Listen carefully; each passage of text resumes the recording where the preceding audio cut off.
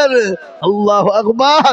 আল্লাহর নবী মায়ার নবী গো, আপনি নবী আমার জীবনের জীবন। আল্লাহর নবী মায়ার নবী গো, আপনি নবী আমার জীবনের জীবন।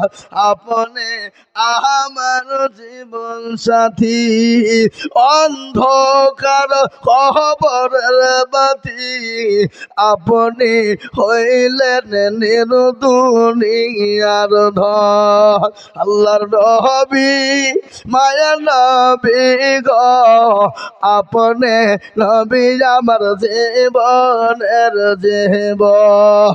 আপনি রহমাতুল আলামিন, আপনি উম্মতের জামিল, আপনি হইলেন গুনাহগার উম্মতের আপনজন।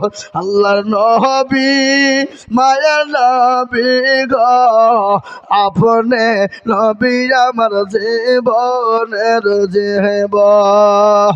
দেখিয়া আপনার মজেজা, ভাগ্যবতী হইলেন খাদিজা। দেখিয়া আপনার মজেজা, ভাগ্যবতী হইলেন খাদিজা। সৌফা দিলেন জীবন যৌবন। আল্লাহর নবী মায়া নবী গো, আপনি নবী আমার জীবনের জীবন। আল্লাহর হাবিব দয়া নবী গো, আপনি নবী আমার জীবনের জীবন। নারে তাকবীর! ও মুসলমান, এই দেখেন 7 নম্বর হয়ে গেল বাবা। আমি আপনাদেরকে বলবো, ভাগ্যবান হবেন যিনি জান্নাতের 8টা দরজা খুলে দেবেন তিনি, ইনশাআল্লাহ। আর একজন মাত্র 10,000 টাকা দিয়ে জান্নাতের 8টা দরজা খুলে দেবো ইনশাআল্লাহ। এমন কোন নবীর প্রেমিক ইনশাআল্লাহ একটা হবে না বাপ? কি গো? আর এত বড় মজলিসের ভিতরে কেউ একটা আল্লাহর পেয়ারা বান্দা নাই, কেউ একটা নবীর উম্মত নাই, কেউ একটা কোরআনের মহব্বত কারণে ওয়ালা নাই হাবা? ইনশাআল্লাহ একটা মাত্র ইনশাআল্লাহ 10,000 নাই। যা হোক, আমি আপনাদের কাছে 10,000 টাকা চাবো না। সবাই মিলে একবার হাতটা তুলে বলেন তো দেখি যে হুজুর, আর 10,000 টাকা দেওয়ার মতন ক্যাপাসিটি এবং ক্ষমতা আমাদের কারো নাই, যারা দেওয়া ছিল দিয়ে দিয়েছে। কি গো, কি খবর? আছে বাবা। বোঝা যার বোঝায় না রে, তারে বোঝাই কে?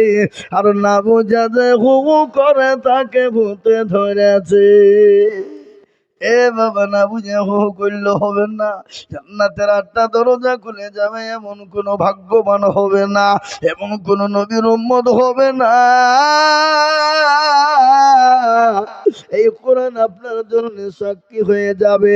কিয়ামতের দিন যেদিন আরশের ছায়া থাকবে না, সূর্য মাথার উপর নেমে আসবে আর মগজ গেলা টং বং টং বং করে গলতে থাকবে।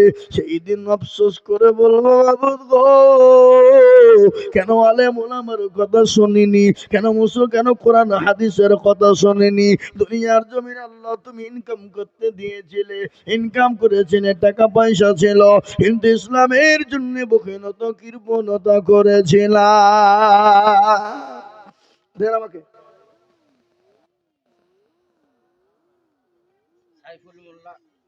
এত কত আছে? মাশাআল্লাহ। মায়ের নামে যোগ্য মা, একবার জোরে সোরে বলি ভাই, নারে তাকবীর। যোগ্য মায়ের যোগ্য ছেলে সেই বুলবুল্লা ছিল, আর 10,000 টাকা দেখো মায়ের নামে দিল। নগদ 5, বাকি 5 মিলে 10 হলো। আল্লাহ তুমি তার মায়ের দ্বার কবুল করে নিও। আর তোমা করি তাহার মায়েরও কারণ, আর মাকে কবরে দিও সুখের জীবন।